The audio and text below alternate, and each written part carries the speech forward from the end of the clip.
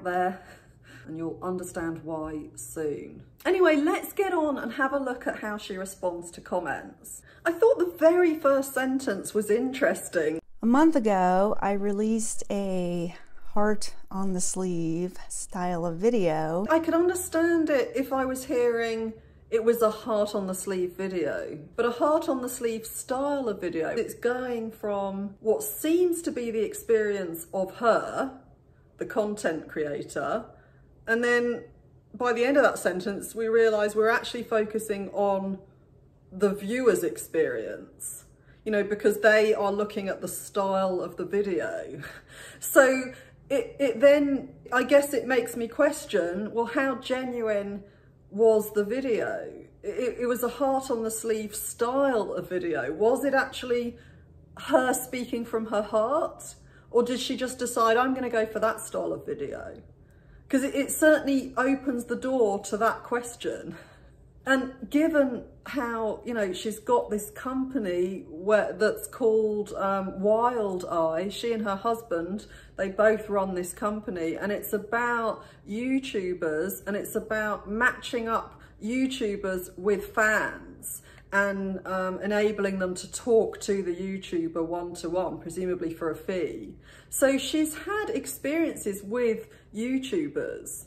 And so given that, and given her editing and how the kind of, you know, effort she puts into editing and really trying to produce something with so much put into it, you know, it was like she'd made an entire feature film with the amount of effort that would have gone into it. I think she's got 4 different channels altogether. And I understand one is about camping, one is about real estate, and the other is some kind of travel blog. They all seem to me to have been ways to make money. This video was so perfectly edited that, you know, it was kind of, I think the editing itself creeped people out because it was just so melodramatic. I really thought I could get through this without crying.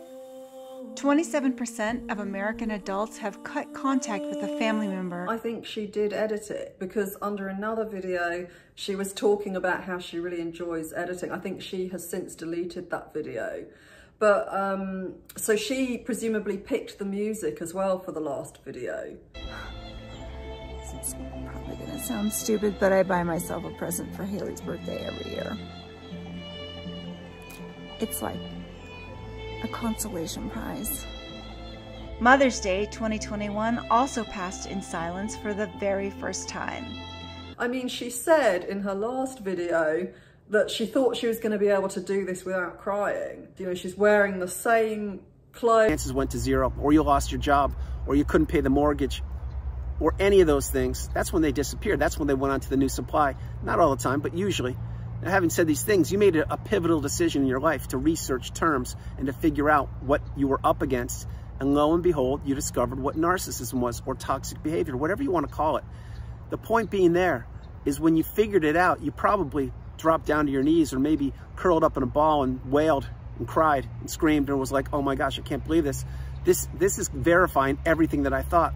All these boxes are being checked off, check, check, check, because all this poor behavior like triangulation or blame shifting or mirroring or the smear campaign or stonewalling, all of these things you experienced, you just didn't know what they were because you weren't taught this in school and you were isolated in your own home. You lost your identity, and the decisions you were making back then when you were in the relationship were to benefit the relationship and the narcissist, to keep peace in the family, to keep peace in the house. So you did not ever, once you realized that it was easier for you to be quiet, meaning if you voiced your opinion or stood up for yourself or put a boundary in place, again, the narcissist would say, what's your problem? You're so weak.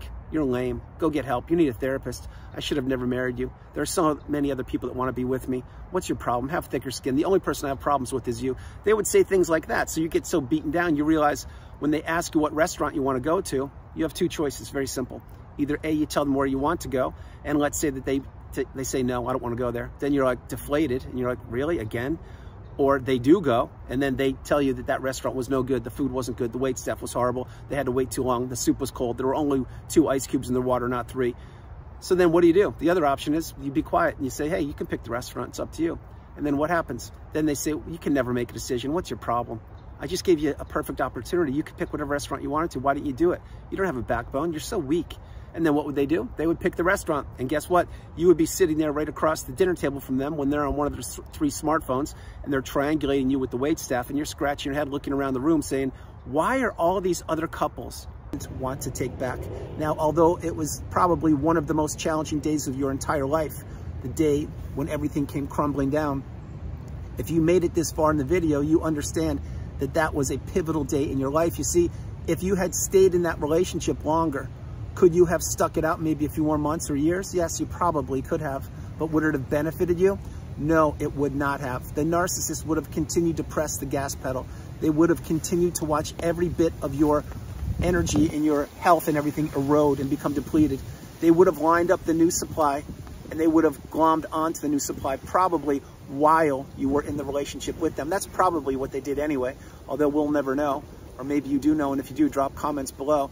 But the narcissist is always leapfrogging from one person to one person, from one relationship to another relationship. That's why they have flavors of the month. That's why 1 month they're spending more time with that person. They think that that person is the most exciting person on the planet. And at one period of time, that was you. The thing is, the difference is, most people that enter the narcissistic relationship, they don't stay very long.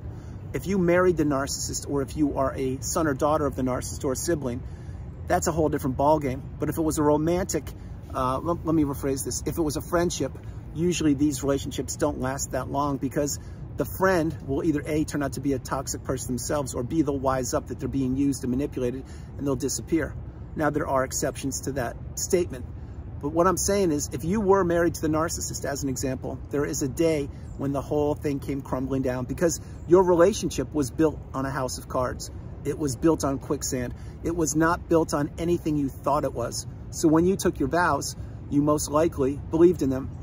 You believed that you would be a part of a family, or create a family, or head in the same direction with the narcissist, because you believed in your vows and you took them in front of hundreds of people.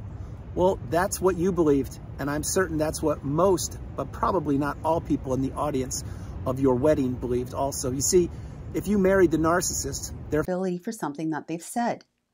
Remember, the narcissist is never wrong, and they don't feel bad for the things that they say and the way that they treat people. They truly believe it's not their fault and you deserved it. And even when caught red-handed, they will still deny having said it and say that you are remembering wrong, or that's not what they meant. Number 7, you are so insecure, jealous, needy, and clingy. So when the narcissist says this, it might be a projection of their own feelings of insecurity, or it's simply a shifting of the blame away from themselves and onto you. They've done something wrong and are trying to get you to feel bad about how you reacted to the situation. Here's an example. Let's say your narcissistic partner clearly flirts with someone right in front of you. And when you question them about that behavior, she calls you insecure, jealous, and accuses you of not being able to tell the difference between friendly and flirting, and then starts talking about something you did 10 years ago. Instead of admitting that she was flirting, she makes it about you. She did nothing wrong, and clearly something is wrong with you if you don't shut up and let her be friendly as she pleases. Number 8, you never put me as a priority. You care more about everyone else. What the narcissist is saying here is, I'm not getting the attention, praise, validation, and admiration that I deserve. If you're getting this, even though you've been bending over backwards, waiting on her hand and foot, trying to please her and make her happy, you may very well be dealing with a covert narcissist. Number 9, you'll never find anyone as good as me. The narcissist may be saying this for 2 reasons. The first is because they actually believe themselves as superior to you. And the second is that they want to lower your self-worth to a point where you are afraid to leave because you believe that you really are no good for anyone. You have no other options and you truly don't deserve better. Number 10, why can't you be more like so-and-so? They're comparing